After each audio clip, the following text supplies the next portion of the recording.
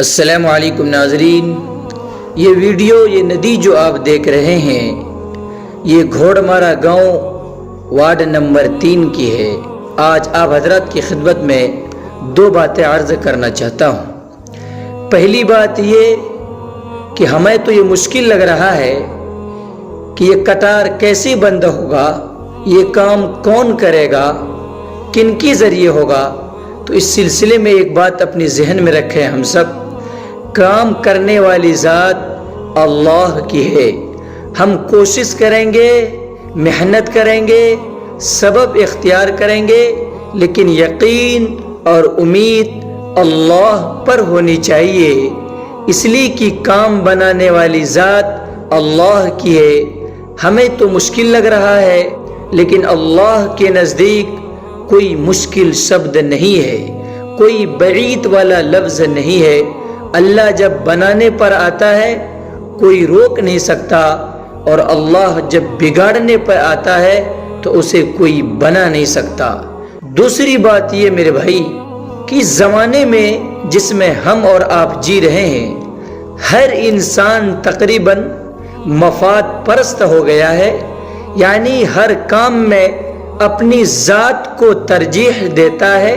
اس کا مطلب یہ ہوا کہ اگر انسان کا اپنا اس میں فائدہ ہے تو وہ انسان بولے گا یا قلم اٹھائے گا، اگر اس کا اپنا کوئی فائدہ نہیں ہے تو انسان ایک لفظ بولنا بھی پسند نہیں کرتا ہے، وہ وہاں سے فرار ہو جاتا ہے، نکل جاتا ہے۔ ایسی مجلس میں، ایسی بیٹھک میں وہ شرکت کرنا اپنے لیے توہین سمجھتا ہے۔ میرے دوستو، اسی گاؤں میں وارڈ نمبر 1 میں بھی یہ معاملہ ہو رہا تھا کہ گھر کٹ رہے تھے، لیکن وہ لوگ مل کر کے، جو لوگ سمجھدار تھے، کیونکہ اجتماعیت کی طاقت ہوتی ہے، ان لوگوں نے اپنے کام کو کر لیا۔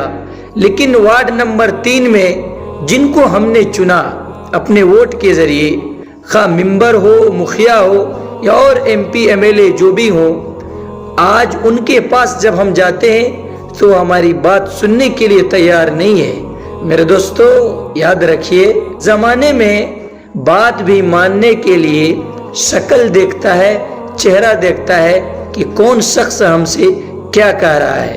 اور یہ معاملہ جس محلے میں ہوا ہے اور جن کے ساتھ یہ معاملہ ہو رہا ہے، ان میں اکثر غریب، مسکین، مزدور ہے، اور اس زمانے میں غریب کی بات کون سنتا ہے؟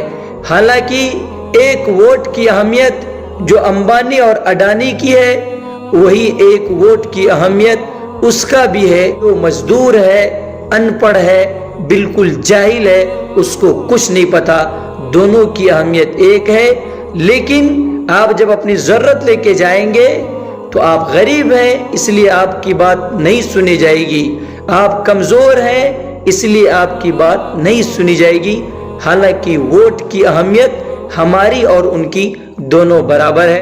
اور تیسری بات یہ ہو سکتا ہے ہم سے آپ کو اختلاف ہو، ہماری کسی بات سے آپ کو اتفاق نہ ہو، بالکل ہو سکتا ہے، کوئی غلط بات نہیں ہے، لیکن اس کو اسی جگہ پر رکھیں۔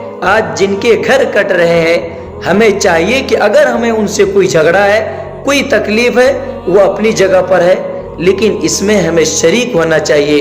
لیکن ہمارا مسئلہ یہ ہے، ہمارا معاملہ یہ ہے، اگر کسی سے جھگڑا ہو گیا، کسی سے کوئی تکلیف ہو گئی اور خدا نہ خواستہ انہی کے گھر کٹ رہے ہیں، تو ہم اس میں نہیں جائیں گے، اپنا وقت نہیں نکالیں گے۔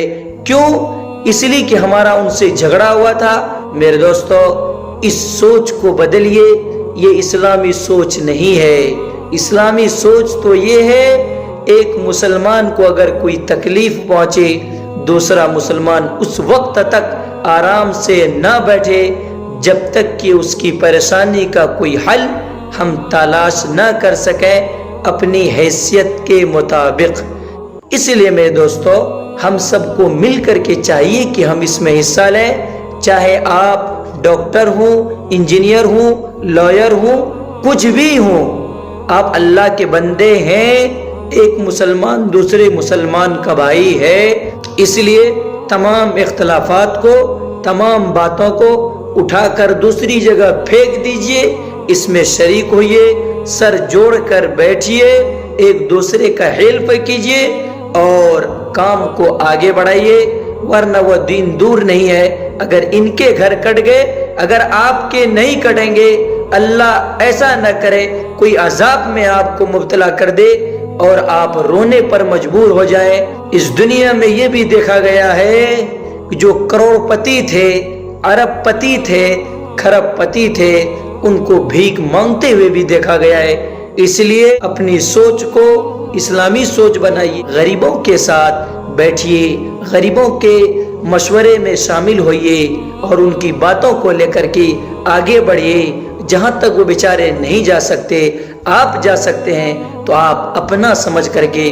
उस काम को आगे बढ़ाइए और अल्लाह से दुआ भी कीजिए, इस परेशानी से हम सब को निकाल दीजिए, हम सब की हिफाजत फरमाइए।